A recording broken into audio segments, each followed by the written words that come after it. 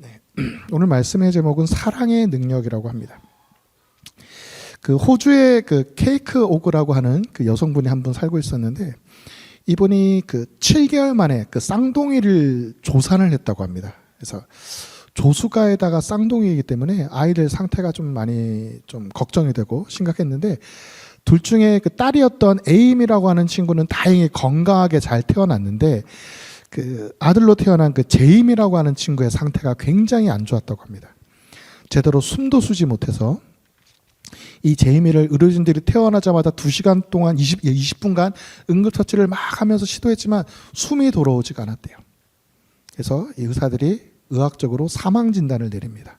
그리고 이 안타까운 소식을 그 엄마였던 케이트 씨와 그 아빠에게 전달을 하죠. 이 엄마는 너무나 가슴 아파서 이 아들을 떠나보내기 전에 잠시 안아볼 수 있게 해달라고 의사에게 부탁을 하고 의사가 허락을 해줍니다. 이 제임이 이 아들을 품에 안은 이 엄마는 계속해서 귀에다가 사랑한다고 속삭여줬고 입을 맞추고 또 젖을 물리고 2시간 동안이나 보살폈다고 합니다. 그리고 마지막으로 아이에게 그 작별을, 그 이별을 고하려고 하는 순간 정말 기적적으로 그 제이미의 숨이 돌아왔다고 합니다. 아기가 살아났다는 그 소식을 듣고 의사들이 있을 수 없는 일이라고 놀라워했지만, 현재 그 제이미라고 하는 친구는 건강하게 자라서 다른 아이들과 같은 삶을 살고 있다고 합니다. 이렇게 사랑에는 놀라운 능력이 있는 것입니다. 이것이 바로 사랑의 능력입니다. 요한복음 1장 요한 1서에서 이렇게 말씀하고 있습니다. 하나님은 우리를 사랑하시는 사랑을 우리가 알고 믿었느니 하나님은 사랑이시라. 사랑 안에 거하는 자는 하나님 안에 거하고 하나님도 그의 안에 거하시느니라. 아멘. 하나님은 사랑이라고 성경을 말씀하고 있어요. 그래서 하나님은 사랑이시고 사랑이 바로 하나님이십니다. 그 하나님께서 자신의 형상을 그 모양대로 우리를 창조해 주셨습니다. 그렇기 때문에 우리들은 하나님의 성품을 닮아 사랑이 없으면 살아갈 수 없는 존재들이죠. 우리가 사랑하는 사람들을 다 잃으신 경험들이 있으실 겁니다. 정말 사랑하는 사람을 잃게 되면 그 마음이 무너지는 것을 우리가 경험하게 되죠. 혹은 사랑하는 연인과 헤어졌을 때 그 가슴 아픔을 다 기억하실 것입니다. 사랑을 상실하게 되는 사람은 삶의 의미를 잃어버리고요, 목적을 잃어버리고요, 그 가치를 깨닫지 못하게 됩니다. 그러므로 우리 삶에서 가장 고귀하다고 할 수 있는 것은 사랑이라고 할 수 있을 것입니다. 사도 바울은 오늘 말씀에서 이 사랑이라고 하는 것이 그 어떤 신비한 방언이나 그 어떤 비밀을 아는 그 어떤 예언보다 더 중요한 것이라고 우리에게 말씀하고 있습니다. 그 놀라운 방언의 능력이나 그 비밀을 아는 예언보다 그 모든 것들이 사랑이 없이는 아무것도 아니라고 우리에게 말씀을 하고 있어요. 그렇다면 우리에게 사랑이란 무엇일까요? 우리 인생에서 그 무엇보다 중요하다고 하는 사랑이 무엇인지 오늘 함께 나누어 보도록 하겠습니다. 첫 번째로, 사랑이라고 하는 것은 상대방을 이해하고 또 동정하는 마음입니다. 남을 사랑하고자 하는 사람은요, 남을 판단하거나 정죄하기보다는 이해하고 포용해야 됩니다. 이것을 위해서 무엇보다 온유한 마음과 인내하는 자세가 필요합니다. 온유한 마음으로 오래 참고 남의 입장에서 생각하고 용납하는 마음이 바로 사랑인 것입니다. 상대방을 진심으로 동정하고 그 아픔을 함께 나누는 것이 사랑의 기본인 것이죠. 상대방을 이해하지 않고는 사랑할 수가 없습니다. 포용할 수가 없어요. 나와 다른 생각을 가진 사람을 이해하지 않고 포용하지 않고 어떻게 사랑할 수가 있겠습니까? 상대방이 가진 생각을 이해해야 돼요. 인정을 해야 됩니다. 그래야 대화가 됩니다. 아이들이 싸울 때 한번 생각해 보세요. 아이들은 절대로 남의 말을 듣지 않아요. 자기의 말만 합니다. 절대 자기가 잘못한 건 얘기하지 않아요. 네가 먼저 그랬잖아. 네가 그랬잖아. 이것만 갖고 싸웁니다. 저번에 초등학교 6학년 둘이 막 싸우는데 한 명이 얘기합니다. 야, 네가 먼저 때렸잖아. 그 때린 친구가 얘기합니다. 네가 먼저 놀렸잖아. 서로 그 얘기만 계속 반복하고 있어요. 이해하려고 하지 않아요. 우리들도 마찬가지입니다. 딴 사람을 이해하지 않으면 그 사람을 포용할 수가 없어요. 사랑할 수가 없습니다. 상대방의 말을 듣지 않고 자기 고집만 얘기하면 절대로 함께 할 수가 없습니다. 이해해야 됩니다. 포용해야 됩니다. 우리들도 마찬가지죠. 서로 고집만 계속 얘기하다 보면 상대방을 이해할 수가 없어요. 사랑할 수가 없습니다. 사랑하는 연인들을 한번 생각을 해보세요. 사랑하는 연인들이 서로를 양보하지 않으면, 이해하지 않으면 절대로 함께 할 수가 없습니다. 서로를 배려를 해야 돼요. 배려하지 않으면 절대로 그 연인은 함께 할 수 없습니다. 서로를 사랑하기 때문에 이해해야 하는 것이죠. 관용해야 됩니다. 포용해야 됩니다. 그래야 함께 할 수가 있는 것입니다. 상대방을 진심으로 동정하고 이해하고 또 그 아픔을 함께 나누는 것이 바로 사랑의 기본입니다. 사랑하고 이해해야 합니다. 이 각박하고 삭막한 이 시대에 필요한 것이 바로 사랑입니다. 형식에 얽매인 종교는 절대 사람을 구원할 수가 없어요. 그러나 영혼 깊은 곳에서 우러나오는 그 동정심은 세상을 변화시키고 인간을 치유합니다. 성경은 우리에게 이렇게 말씀을 하고 있습니다. 즐거워하는 자들과 함께 즐거워하고 우는 자들과 함께 울라. 즐거워하는 자들과 함께 즐거워해야 된다고 말씀하고 있어요. 그리고 우는 자들과 함께 울라고 말씀을 하고 있습니다. 진심으로 이해하고 사랑하게 되면 함께 즐거워해야 되고 또 함께 슬퍼하게 된다는 것입니다. 우리 아름다운 교회 모든 성도분들이 함께 즐거워하고 또 함께 슬퍼하는 공동체가 되기를 소망합니다. 서로가, 우리 모두가 한 마음이 되어서 한 가족이 되어서 서로를 이해하고 사랑함으로 함께 즐거워하고 또 함께 슬퍼하는, 주님께서 기뻐하시는 정말 아름다운 공동체가 되기를 소망합니다. 두 번째로, 사랑하게 되면 희생과 결단이 필요합니다. 하나님께서는 우리 인간을 사랑하시되 그 말씀으로만 사랑하신 게 아니에요. 행동으로 보여주셨습니다. 바로 독생자이신 예수 그리스도를 우리를 위한 속죄의 제물로 희생시키실 정도로 그 사랑을 실천하셨습니다. 하나님이 세상을 이처럼 사랑하사 독생자를 주셨으니 이는 그를 믿는 자마다 멸망하지 않고 영생을 얻게 하려 하심이라. 아멘. 하나님께서 독생자를 보내신 이유는요, 우리를 사랑하셔서 보내신 거라고 성경은 분명히 말씀하고 있습니다. 그 독생자 예수 그리스도가 우리를 위해서, 우리의 죄를 위해서, 우리의 죄를 짊어지시고 십자가에 달려 죽으심으로 하나님의 사랑을 우리들에게 입증하여 주셨습니다. 증거하셨습니다. 그렇기 때문에 그분의 이름을 믿는 자들은, 모든 자들은 죄 용서함을 받고 구원함을 얻게 되고 영생을 얻게 된다고 성경은 말씀하고 있습니다. 그렇기 때문에 불의하고 추악한 사람이라도, 아무리 큰 죄를 지은 사람이라도, 그 어떤 죄인이라도, 그 누구라도 예수님을 의지하고 예수님을 믿고 예수를 구주로 시인하게만 하면 과거에 무슨 죄를 지었는지, 현재 무슨 죄를 짓고 있는지, 앞으로 무슨 죄를 짓든지 그건 아무런 상관없이 모든 죄를 용서함을 받게 되고 하나님을 아빠, 아버지라고 부를 수 있게 된다고 성경은 말씀하고 있는 것입니다. 예수님의 십자가 보혈을 통해서 우리는 하나님과 원수되었던 그 관계를 청산하고 화목하게 되는 놀라운 관계를 맺게 되었습니다. 성경은 우리가 아직 죄인 되었을 때 그리스도께서 우리를 위하여 죽으심으로 하나님께서 우리에 대한 자기의 사랑을 확정하셨다고 말씀을 하고 있습니다. 함께 말씀 읽도록 하겠습니다. 아직 죄인 되었을 때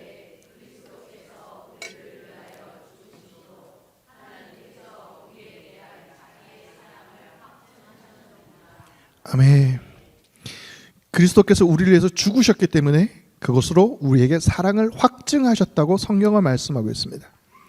희생의 결단이 따르게 되는 사람은 그 사랑이 실천되어질 때 하늘나라가 이루어지는 것입니다.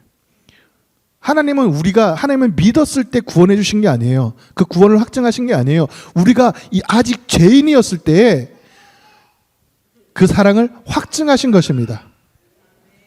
하나님의 사랑의 결단으로 또 예수님의 그 희생의 결단으로 우리는 죄사함을 받았고 용서함을 받았고 구원함을 받았고 하나님의 아들, 딸이 되는 권세를 받게 되었습니다. 하나님의 사랑의 결단이 그 예수님의 그 희생의 결단이 우리 안에도 살아나서 우리가 다른 이들을 사랑함으로 또 다른 이들을 섬김으로 다른 이들을 위하여서 희생함으로 그 놀라운 은혜가 넘쳐나기를 소망합니다. 세 번째로 사랑은 서로 나누어야 됩니다. 사랑은 서로 사랑하고 사랑받는 가운데 이루어지는 거죠. 사랑을 주기만 하면 안 돼요. 그런 거 보통 짝사랑이라고 하죠. 그러나 많은 사람들이 사랑받기만을 원하고 사랑을 주려고 하지 않습니다. 다시 말씀 함께 읽도록 하겠습니다.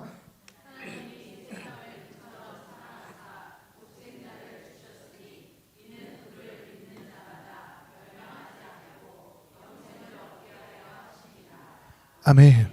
하나님께서 이 사랑을 이처럼 세상을 사랑하셔서 독생자를 주셨다고 하고 있어요. 그 하나뿐인 아들을 내어주셨습니다. 그리고 그 예수님은 우리를 사랑하셔서 몸이 찢기고 피를 흘리시기까지 우리를 사랑해 주셨습니다. 그러므로 이러한 고귀한 사랑에 응답하는 사람만이 복되고 성공된 삶을 살아갈 수가 있습니다. 야고보 사도도 우리들에게 나누어야 된다고 말씀을 하고 있습니다. 함께 읽겠습니다. 만일 형제나 자매가 헐벗고 일용할 양식이 없는데 너희 중에 누구든지 그에게 이르되 평안히 가라, 덥게 하라, 배부르게 하라 하며 그 몸에 쓸 것을 주지 아니하면 무슨 유익이 있으리요. 아멘. 배고픈 사람이 있는데 야 배부르게 해 라고 얘기하면 그게 무슨 소용이 있겠습니까? 춥다고 하는 사람한테 야 덥게 해 라고 하면 어떻게 해요? 연인 관계를 생각해 보세요. 막 여자친구가 막 춥다고 하는데 추워? 나도 추워. 그럼 안 되잖아요. 옛날에 그런 게 있었어요. 체대생들이 여자친구랑 사귈 때 이런답니다. 여자친구가 자기야 나 추워 그러면 그래? 뛰어!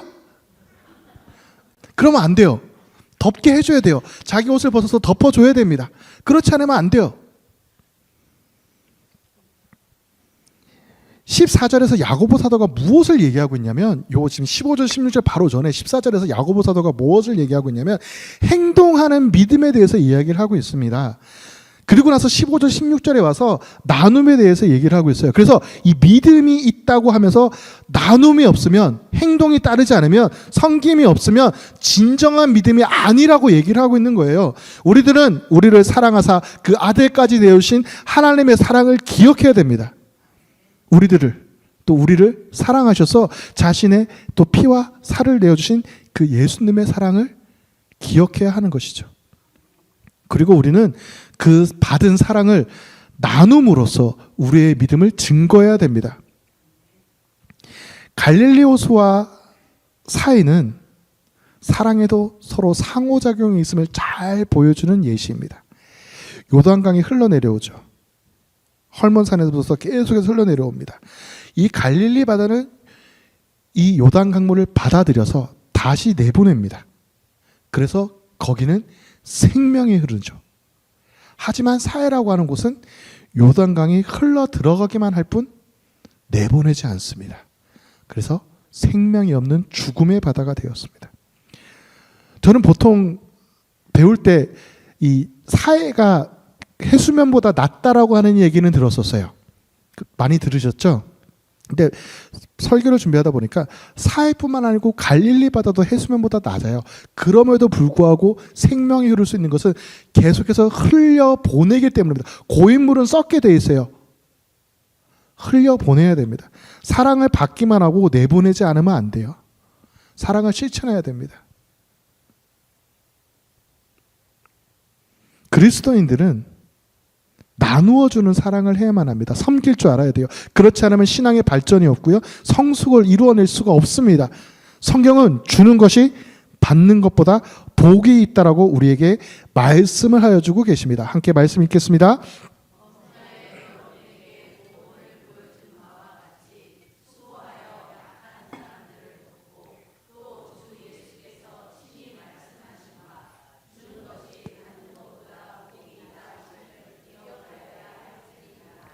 아멘.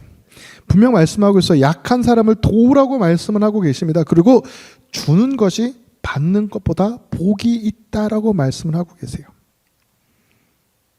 자, 자녀를 키울 때 한번 생각을 해보세요. 자녀를 키우는데 자녀한테 뭔가 받을 때 기쁘긴 합니다. 근데 자녀한테 뭔가 나누어 줄 때도 기쁘시잖아요. 아니신가요? 네. 나누어 줄 때 기쁩니다. 자녀가 먹고 싶다고 하는 거 제가 그거 하나 안 먹으면 돼요. 그냥 나눠 줄 수 있어요. 혹시 먹을 거 갖고 싸우시는 분들 혹시 계신가요? 자녀들하고?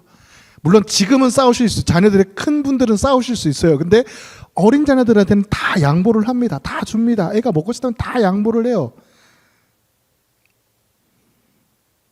다시 이렇게 말씀을 하고 있습니다. 성경에서는 주라 그리하면 너에게 줄 것이니 곧 후이되어 누르고 흔들어 넘치도록 하여 너에게 안겨주리라.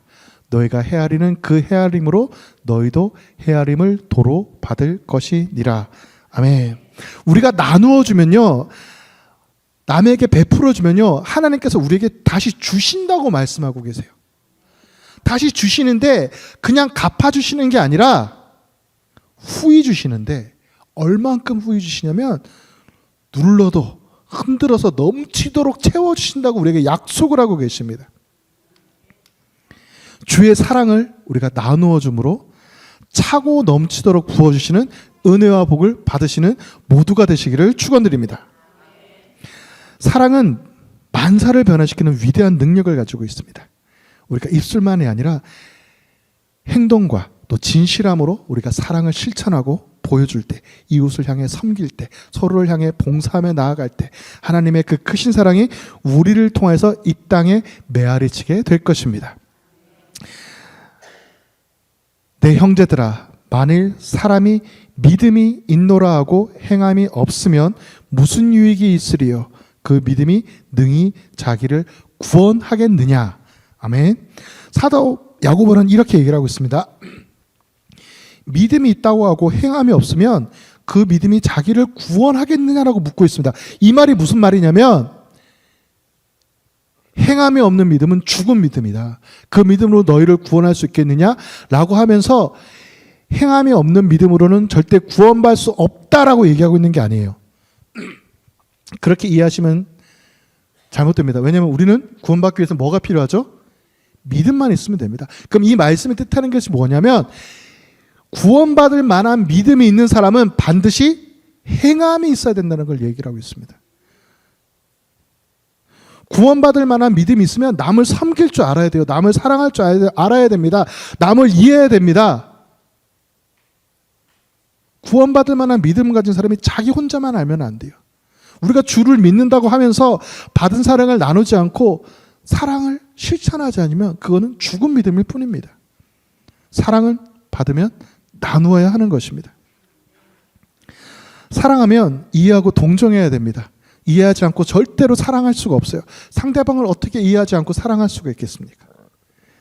사랑하는 마음으로 또 동정하면서 포용하여야 합니다. 우리가 서로를 이해하고 서로를 포용하여 줄 때 우리는 비로소 하나가 될 수 있고 주님이 기뻐하시는 사랑의 공동체가 되어갈 것입니다. 그리고 사랑을 하게 되면 희생이 필요합니다. 결단이 필요해야 됩니다. 양보함이 필요해야 돼요. 하나님께서는 사랑하는 독생자를 희생하여 주셨습니다. 그리고 예수님께서는 자기의 생명을 희생하여 주셨습니다. 이러한 희생의 결단이 있을 때 놀라운 기적이 일어나는 것입니다. 죄인된 우리가 용서함을 받게 되었고요, 영원한 죽음에서 영원한 생명으로 옮기게 되었습니다. 우리들 또한 희생함으로 예수님에 대한 그 사랑을 증명하시는 모두가 되시기를 소망합니다. 그 세 번째로, 사랑은 나누는 것입니다. 우리는 사랑을 나누어야 합니다. 그리고 사랑은 나눌수록 더 커지는 것입니다. 작은 나눔이, 작은 섬김이 커다란 변화를 일으키게 됩니다. 우리의 물질의 나눔이, 또 우리 행동의 섬김이 우리 아름다운 교회를, 서로를 섬기는 복된 공동체로 만들어 줄 것입니다. 사랑하면 닮는다고 하잖아요. 또 그래서 부부가 서로 닮아간다고 하잖아요. 우리는 주님을 사랑함으로 주님을 닮아가게 되기를 소망합니다. 우리가 서로 이해하고 동정하고 희생하고 또 나누고 또 하나님의 마음과 하나님의 성품을 닮아가는 모두가 되기를 소망합니다. 우리가 서로 사랑함으로 하나 되어서 주의 말씀을 증거하고 주의 사랑을 나누면서 우리가 이 지역을 섬기고 또 하나 되는 사랑의 공동체가 되기를 주님의 이름으로 축원드립니다. 기도하시겠습니다.